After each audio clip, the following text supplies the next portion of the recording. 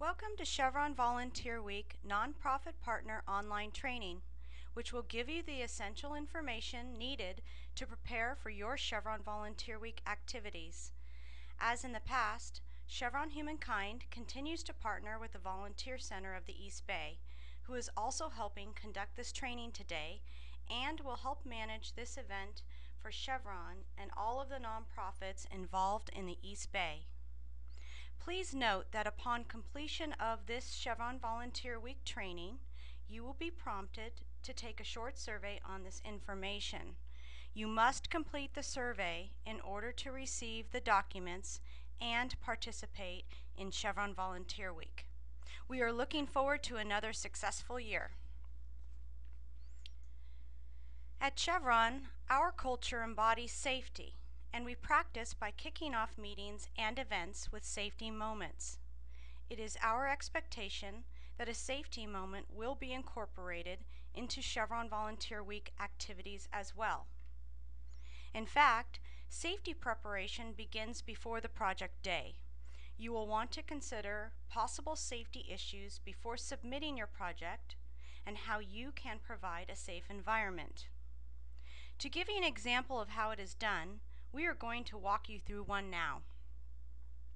In today's safety moment, we'd like to highlight the importance of safety moments and provide you with ideas on how to conduct a safety moment at your event. As you will see, a safety moment only takes a minute or two and will help everyone get acclimated and prepared for the event. To begin, share your organization's mission and introduce key staff. Consider taking a tour of the facility and sharing impactful stories. Be sure to cover logistics, such as restroom locations, staying hydrated, and when to take breaks, and how to store valuables. We understand that there are instances where valuables cannot be stored on the premises. However, be sure to state this detail when submitting your project. Most importantly, get people working as quickly as possible. Chevron volunteers will be excited to work. When first developing your project, it is important to consider what kind of activity you would like the volunteers to perform and what external factors may affect your planned project. For example, if you have a painting project, you'll want to identify the stages such as prep, painting, cleanup, and so on that may require different teams to work in different phases. Also, be sure to have a backup plan ready to go in case of disruptive weather or if volunteers finish their activity sooner than anticipated. One thing to note is that Chevron volunteers work very efficiently and are known to finish their projects ahead of schedule, but we will touch on this more later in the training. As mentioned in the previous slide, it is important to plan ahead for projects with multiple phases. As demonstrated here, depending on the size of your project, you may need to plan for separate phases of the project to be completed on different days. It is a best practice to break up tasks and create separate shifts in order to clearly understand the time and resource requirements in advance of the projects and to keep people organized. This will also help you more clearly define the activities and the type of work that will be required of the volunteers. No matter the scope of your project, be sure to plan carefully for the resources needed. Is your project indoors or outdoors? Large or small? Does the activity require a certain skill? These are questions you should be asking yourself when planning your project and preparing your project description. Chevron volunteers need clearly defined project descriptions to allow them to come prepared and understand the environment and expectations of the project. In other words, if the event is outdoors and they will need to hike in, or if it is not near restrooms or requires to bring adequate water, these are things that must be defined in the description. Volunteers that learn this information upon arrival have historically been upset and disappointed, as they would have chosen a different project had they known. We want everyone to know what they are signing up for and be excited to work. Therefore, it is good to know that certain projects attract more volunteers than others. For example, Chevron volunteers like to work in teams, and they use their volunteer time for team building. Hands-on group projects that don't require too much physical exertion are very appealing. Projects where volunteers can see a result of their work are also popular. Here's your opportunity to be creative. Some examples of successful projects are gardening, painting, sprucing up a work area or office, and working with kids or animals. Another way to attract more volunteers is by creating a catchy project title. For example, Paint Our Curbs may not sound that exciting, so a local animal shelter titled their project, Don't Curb Your Enthusiasm, to attract interest. No matter the project, big or small, Chevron volunteers are excited to help the community and are passionate about the quality of work they provide. These were just some tips on how to attract and engage more volunteers and ensure your project is filled. This slide details some of the project guidelines and other considerations. For example, projects should accommodate more than 6 people. And as far as supplies are concerned, our employees provide the human energy, but unfortunately, they are unable to fund or bring supplies. In other words, they can be asked to bring gloves, but they should not be asked to buy paint. Some considerations when planning your project logistics are as follows. Most employees work half of the day and then volunteer the other half. For example, if your project is in the afternoon, employees will work in the morning and leave with enough time to arrive at your location on time for an afternoon of volunteering.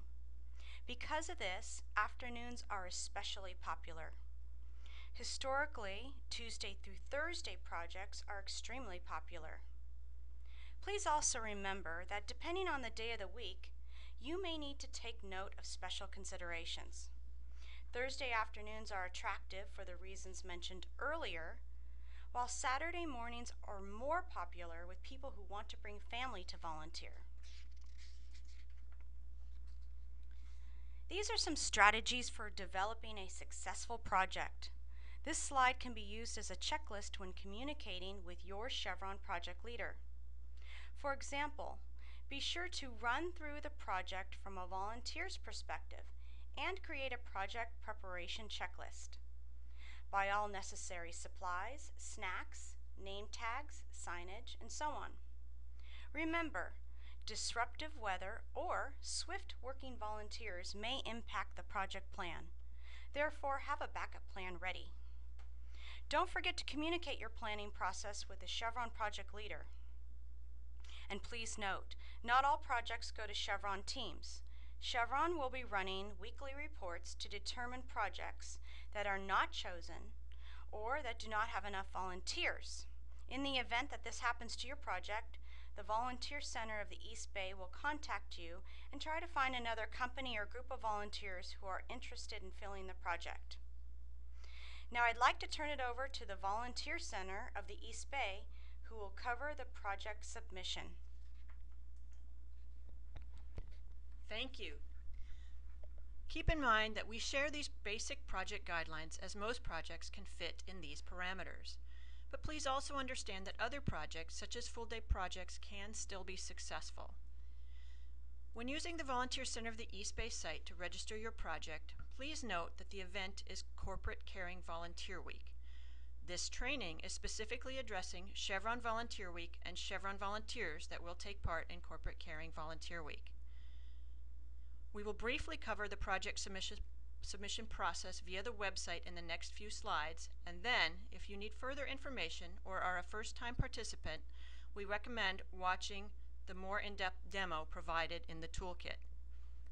Please don't hesitate to call us with any questions or issues if you can't find the information you need on the website. There are always a few unique items to address. Better to call and ask a simple question than to guess. You may have some questions about the event that aren't covered in this webinar. Most of the frequently asked questions are just that, frequently asked questions, and the answers can be found in information that is posted on a resource page for Corporate Caring Volunteer Week on the Volunteer Center of the East Bay's website. This page is located on the pull-down menu of the Nonprofit tab indicated in this slide. We want all the nonprofits to benefit and all the volunteers to have a great experience. Preparation is a big part of being successful, and these tools will help the planning process. To begin submitting a project, log into your agency's listing with the Volunteer Center of the East Bay.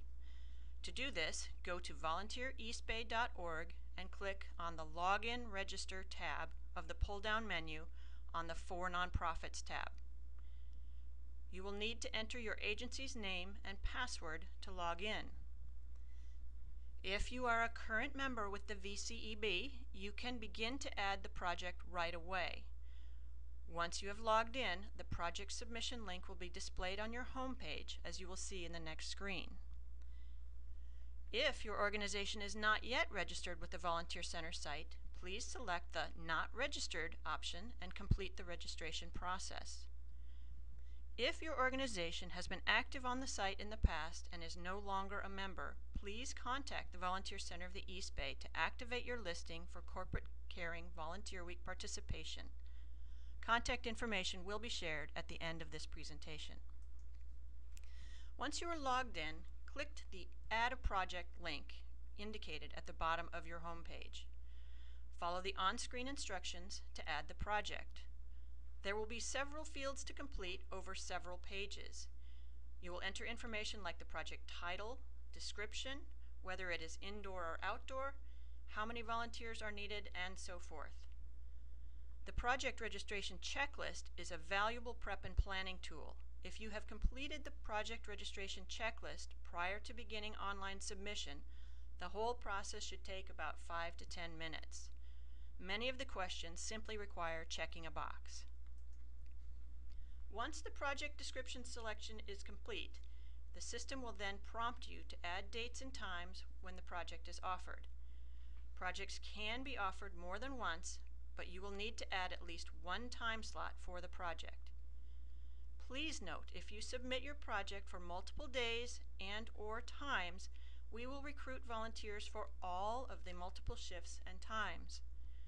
To further explain that statement, here's a brief illustration.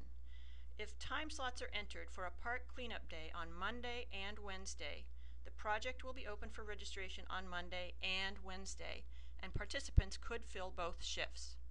Time slots should not be entered as a way of recruiting volunteers for just one shift on Monday or Wednesday.